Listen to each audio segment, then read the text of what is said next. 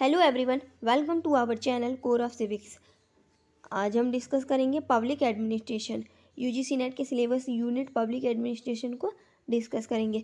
इस यूनिट को हम क्विक रिवीजन करेंगे, सुपर फास्ट इसका रिवीजन करेंगे। पूरी यूनिट को मैंने शॉर्ट नोट्स में डिवाइड करके आपके सामने पेश किया है। सो बिना देरी किए हम स्टार्ट करते हैं। पब्लिक एडमिनिस्ट्रेशन क्या है, यानी लोक प्रशासन क्या है। पब्लिक यानी लोग, एडमिनिस्ट्रेशन यानी जनता, यानी पब्लिक के लिए काम करने वाली एडमिनिस्ट्रेशन कौन, गवर्नमेंट, यानी सरकार द्वारा लोगों के हित के लिए किया गया प्रयास पब्लिक एडमिनिस्ट्रेशन है। लोक यानी सार्वजनिक, और प्रशासन यानी उत्कृष्ट रीति से शासन करना, अच्छे तरीके से शासन करना या विशिष्ट उद्देश्य की प्राप्ति के लिए किया गया सामूहिक प्रयास ही क्या है, लोक प्रशासन है। तो हमने शॉर्ट में समझ लिया। पब्लिक यानी लोग, एडमिनिस्ट्रेशन यानी गवर्नमेंट, लोगों के लिए किया गया शासन, अच्छे तरीके से किया गया शासन ही पब्लिक एडमिनिस्ट्रेशन है। इसकी परिभाषा देख लेते हैं हम दो तीन। फर्स्ट है मार्क्स के अनुसार प्रशासन चैतन्य उद्देश्य की प्राप्ति के लिए निश्चयात्मक क्रिया है। सेकंड है लूथर गुलिक के अनुसार प्रशासन का संबंध कार्यों को संपन्न कराने से है जिससे कि निर्धारित लक्ष्य पूरे हो सके। लूथर गुलिक कहते हैं प्रशासन का संबंध कार्यों को संपन्न कराने से है जिससे कि निर्धारित लक्ष्य पूरा हो सके। अर्थात सरकार जो योजना लाई है उस योजना को कैसे लोगों के सामने डिस्ट्रीब्यूट करना है, लोगों को बताना है उसके बारे में, उसी को उसका अरेंजमेंट करना ही लोक प्रशासन है। लोक प्रशासन के विकास के चरण है। लोक प्रशासन को अलग अलग चरणों में बांटा गया है। प्राचीन काल से आधुनिक काल से इन सभी में अलग अलग चरणों में बांटा गया है। सो हम फर्स्ट चरण देखते हैं। पहला चरण क्या कहता है, 1887 से 1926 तक। 1887 से 1926 तक पहला चरण है, जो कि राजनीतिक शासन का, जिसको कहते हैं राजनीतिक प्रशासन द्वैतभाव। इस चरण को राजनीतिक प्रशासन द्वैतभाव के नाम से भी जाना जाता है। इस चरण में क्या हुआ, जो लोक प्रशासन है एक विषय के रूप में जन्म हुआ, लोक प्रशासन का एक सब्जेक्ट के रूप में जन्म हुआ 1887 में। लोक प्रशासन के जनक वुड्रो विल्सन कहलाए जाते हैं। लोक प्रशासन के जनक कौन है, Woodrow Wilson. Very important question. लोक प्रशासन के जनक वुड्रो विल्सन। वुड्रो विल्सन के बारे में थोड़ा सा जान लेते हैं। वुड्रो विल्सन का जन्म 1856 में हुआ था अमेरिका के वर्जीनिया में। 1913 से 1931 तक ये अमेरिका के 28वें राष्ट्रपति रहे। 1886 से 1902 तक राजनीति प्रशासन के प्रोफेसर भी रहे ये। इनकी मृत्यु 1924 में हो गई। अब इनकी कुछ रचनाएं देख लेते हैं जिसमें इन्होंने बताया कि राजनीति व प्रशासन अलग अलग हैं। द स्टडी ऑफ एडमिनिस्ट्रेशन, प्रशासन का अध्ययन, 1887 में इन्होंने प्रकाशित की थी। इसमें इन्होंने बताया था कि राजनीति और जो प्रशासन है दोनों अलग अलग हैं। पॉलिटिकल साइंस क्वार्टरली 1887 में लिखी। दूसरी है द न्यू फ्रीडम, ये भी इनकी रचना है। ऑन बीइंग ह्यूमन, ये भी इनकी रचना है। तो फर्स्ट चरण कब से कब तक स्टार्ट हुआ, 1887 से 1926 तक। लोक प्रशासन के जनक कौन है, वुड्रो विल्सन। हम इसका सुपर फास्ट रिवीजन कर रहे हैं, इसलिए ज़्यादा डिटेल में जाने की ज़रूरत नहीं है। एग्जाम में जो इम्पोर्टेंट है उसी को हम रिवाइज कर रहे हैं।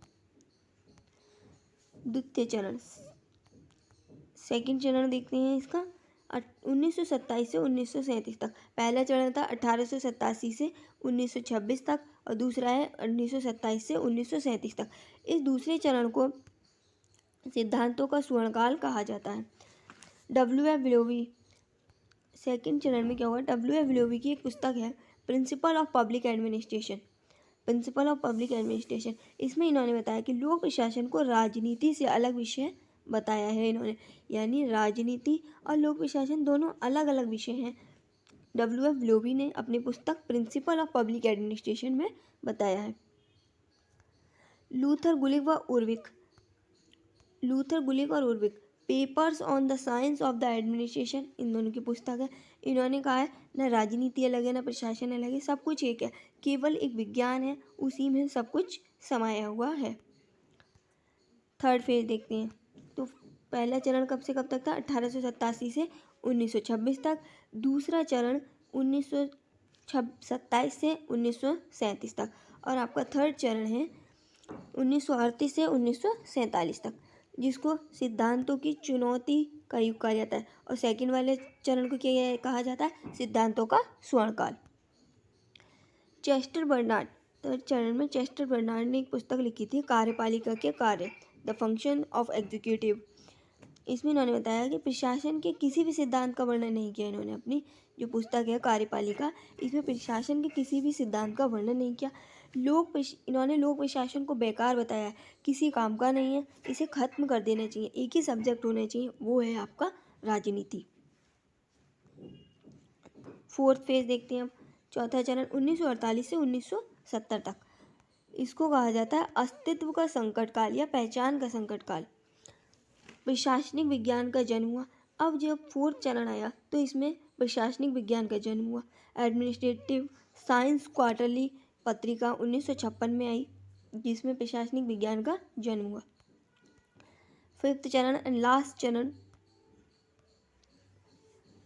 पंचम 1971 से 1990 तक का चरण है। ये लोक प्रशासन का फिर से विकास होने लगा। चौथे चरण में खत्म हो गया था, लेकिन पांचवें चरण में क्या हुआ? लोक प्रशासन का फिर से विकास होने लगा, लोग इसमें रुचि लेने लगे। सभी विद्वान लोक प्रशासन में रुचि लेने लगे, उसकी एक विषय के रूप में अलग खोज हुई। सभी विद्वान अर्थशास्त्री, समाजशास्त्री, मानव शास्त्री, मनोविज्ञान, ये विभिन्न शास्त्र के जो विद्वान थे, ये लोक प्रशासन में रुचि लेने लगे और एक अंतर विषय ही बना दिया इन्होंने। इसमें रुचि लेने लगे और एक अलग विषय के तौर पर इसका इन्होंने विकास किया। हमने पांचवें चरण देख लिए। पहला चरण 1887 से 1926 तक, दूसरा चरण 1927 से 1938 तक, तीसरा चरण 1948 से 1970 तक और चौथा चरण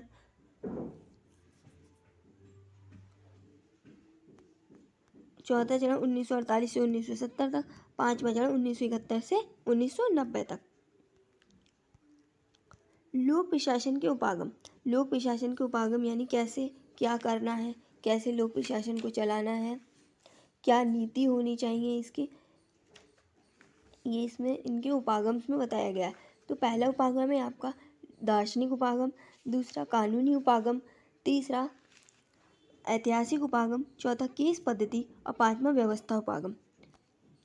हम इनके बारे में बाद में डिस्कस करेंगे डिटेल में। अभी एग्ज़ाम पर्पज़ से हम डिस्कस करें तो हम इम्पोर्टेंट को डिस्कस करेंगे। व्यवस्था उपागम। व्यवस्था उपागम, व्यवस्था शब्द लुडविग वॉन वर्ट लॉन्फी ने दिया था। इन्होंने व्यवस्था उपागम में 4 अंग बताए, 5 अंग: लागत, प्रक्रिया, निर्गत, फीडबैक, परिवेश। इसके कितने अंग बताए इन्होंने? 5 अंग बताए।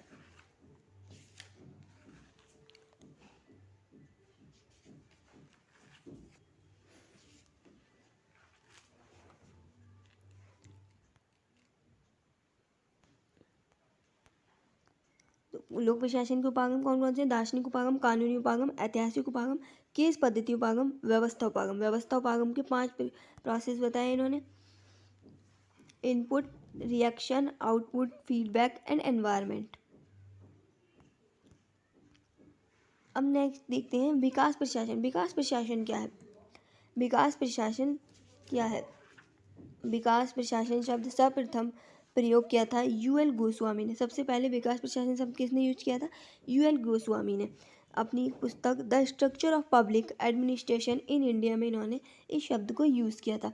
विकास प्रशासन यानी कि प्रशासन के माध्यम से विकास कैसे होगा। हमने पढ़ा लोक प्रशासन क्या है? जनता के लिए किया गया कार्य ही लोक प्रशासन है। जनता के भलाई के लिए किया गया कार्य है, जनता के लिए जो योजनाएं वगैरह लेकर आए हैं वही लोक प्रशासन है। अब उन योजनाओं का कैसे सरकार लेकर आई है, उसके माध्यम से जो योजनाएं सरकार लेकर आई है उसके माध्यम से कैसे विकास होगा, यही है आपका विकास प्रशासन। यानी प्रशासन के माध्यम से कैसे विकास होगा, जो सरकार योजना लेकर आई है उसके माध्यम से जनता का विकास कैसे होगा, जनता उसका लाभ कैसे ले सकती है, दैट इज कॉल्ड विकास प्रशासन। यूएल गोस्वामी ने सबसे पहले ये शब्द दिया था, विकास प्रशासन। तार्किक चयन का सिद्धांत गैरी बेकर का है। तार्किक चयन का सिद्धांत गैरी बेकर। शास्त्रीय सिद्धांत जनक हैं हेनरी फ्यूल। हेनरी फ्यूल का है शास्त्रीय सिद्धांत। हेनरी फ्यूल ने शास्त्रीय सिद्धांत में लोक प्रशासन के 14 सिद्धांत बताए हैं। कितने सिद्धांत बताए लोक प्रशासन के? 14 सिद्धांत। हनी रिपोर्ट 1966 में आई। अब 1967 के आसपास लोक प्रशासन के दिशा में महत्वपूर्ण घटनाएं हुई जिनको अलग अलग तरीके से लोगों ने प्रस्तुत किया। पहली है कि हनी रिपोर्ट आई। हनी रिपोर्ट 1966 में आई। फिलाडेल्फिया सम्मेलन 1967, प्रथम मिनोब्रुक सम्मेलन 1968, द्वितीय मिनोब्रुक सम्मेलन 1988 में आया। लूथर गुलिक भी लोक प्रशासन पर इन्होंने अपने विचार दिए। इन्होंने पोस्ट कॉर्व दिया। लूथर गुलिक का मोस्ट इम्पॉर्टेंट है पोस्ट कॉर्व। एग्जाम में इसकी फुल फॉर्म पूछ ली जाती है। पोस्ट कॉर्व यानी planning, organisation, staffing, directing, coordination and reporting, budgeting. Planning, organisation, staffing, directing, coordination, reporting and budgeting.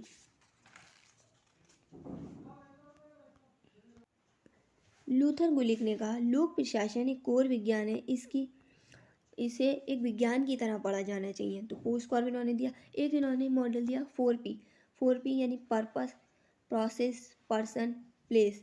Purpose, process, person, place. 4P किसका है? लूथर गुलिक का। पोस्ट कॉर्व किसने दिया? लूथर गुलिक ने। इसकी आलोचना की लूथर गुलिक का जो पोस्ट कॉर्व 4P था, लेविस मैरियन ने इनकी आलोचना की। पोस्ट कॉर्व दृष्टिकोण केवल प्रशासन की तकनीकी से संबंधित है, उसके पाठ्य विषय से कोई संबंध नहीं है। लेविस मैरियन ने ऐसा कहा। देखते हैं हेनरी फ्यूल के बारे में थोड़ा सा जान लेते हैं क्योंकि एग्जाम में इनसे रिलेटेड क्वेश्चन पूछ लिए जाते हैं। हेनरी फ्यूल का जन्म 1841 में हुआ था फ्रांस में। प्रबंध के सामान्य सिद्धांत के पिता कहे जाते हैं। इम्पॉर्टेंट है, प्रबंध के सामान्य सिद्धांत के पिता कौन है? Henry fuel. आधुनिक प्रचलन प्रबंध सिद्धांत का जनक किसे कहा जाता है? हेनरी फ्यूल को। हेनरी फ्यूल कहते हैं प्रबंध सही रूप में जानने की कला है। यानी प्रबंध क्या है? सही रूप में जानने की कला है कि क्या कार्य किया जाना है तथा उसके करने का सर्वोत्तम तरीका कौन सा है। यही क्या है? प्रबंधन है। हेनरी फ्यूल ने एक पॉक मॉडल दिया। पोस्ट कॉर्व किसका है? लूथर गुलिक का। और 4P किसके हैं? लूथर गुलिक के। पॉक मॉडल दिया। मैनेजिंग, इन्होंने कुछ 6 प्रकार के मॉडल्स दिए थे, उसकी मैनेजिंग एक्टिविटी में इन्होंने पॉक कॉर्व मॉडल दिया था। P यानी planning, O organisation, C control, command and coordination. Fayol के प्रबंध के 5 प्राथमिक कार्य बताए गए थे। इन्होंने अपने प्रबंध के 5 प्राथमिक कार्य बताए जिसको कहते हैं POCCC. Planning, organisation, control, command, coordination. Coordination को हार्ट ऑफ मैनेजमेंट कहा इन्होंने। क्या कहा? Heart of management. इन्होंने एक संगठन का सिद्धांत दिया। फ्यूल ने अपनी पुस्तक है इंडस्ट्रियल मैनेजमेंट में संगठन के सिद्धांत को 14 सिद्धांत बताए हैं। इनकी इंपॉर्टेंट रचनाएं देख लेते हैं। पहली है journal theory of administration. Second journal industrial management 1916 में लिखी। The theory of administration of the state. The theory of administration of the state. Journal principle of administration. ये चारों इनकी इंपॉर्टेंट रचनाएं हैं। अब हम देखते हैं वैज्ञानिक प्रबंधन क्या है। वैज्ञानिक प्रबंधन फ्रेडरिक विस्लोप टेलर क्या है? वैज्ञानिक प्रबंधन के जनक हैं। इन्होंने अपनी पुस्तक प्रिंसिपल ऑफ साइंटिफिक मैनेजमेंट में 1911 में वैज्ञानिक प्रबंधन के बारे में बताया था। फ्रेडरिक विस्लोप टेलर ने वैज्ञानिक प्रबंधन में फैक्ट्री के मैनेजमेंट, प्रोडक्शन मैनेजमेंट के सिद्धांतों का समावेश किया, यानी फैक्ट्री में किस प्रकार का मैनेजमेंट होना चाहिए, कैसे फैक्ट्री में संचालन होगा और उनका प्रोडक्शन के मैनेजमेंट को कैसे किया जाएगा, इसी के बारे में टेलर ने वैज्ञानिक प्रबंधन सिद्धांत में बताया है अपनी पुस्तक प्रिंसिपल ऑफ साइंटिफिक मैनेजमेंट में, जो कि कब आई 1911 में। इनकी कुछ पुस्तकें हैं इंपॉर्टेंट, साइंटिफिक मैनेजमेंट 1912 में आई, आर्टिकल और एसे पीस रेट सिस्टम 1895 में, ये इनकी इंपॉर्टेंट बुक्स हैं। चेस्टर बर्नार्ड का जन्म 1888 में हुआ अमेरिका में। हमने अभी इनके बारे में पीछे जाना था कि आधुनिक संगठन विचारधारा के जनक कहे जाते हैं। चेस्टर बर्नार्ड आधुनिक संगठन विचारधारा के जनक हैं।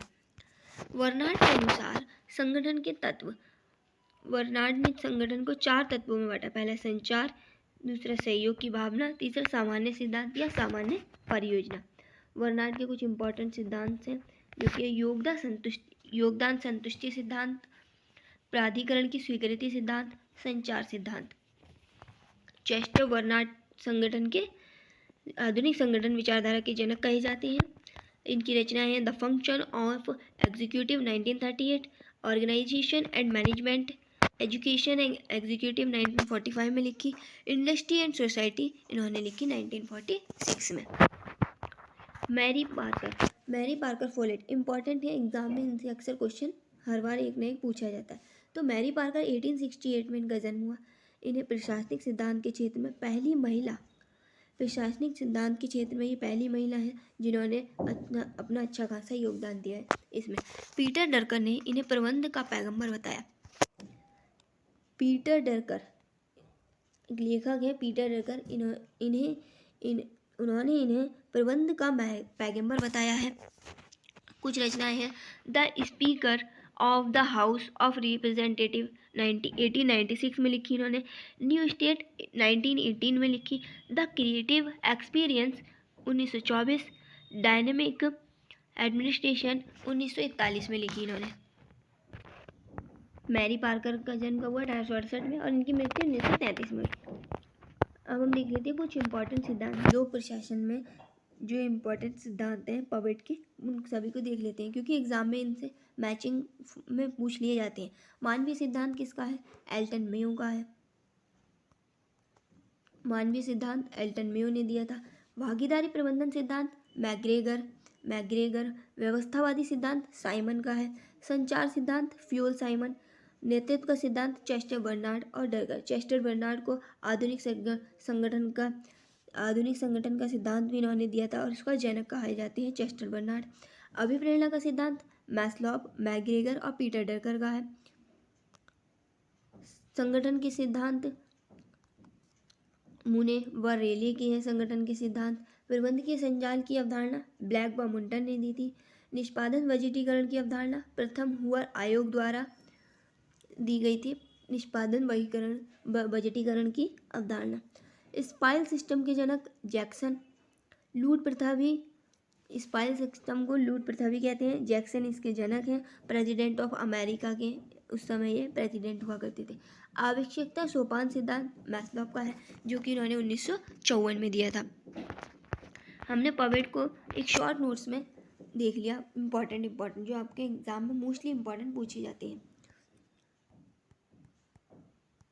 इसके चारों चरण हमने देखे, पांचों।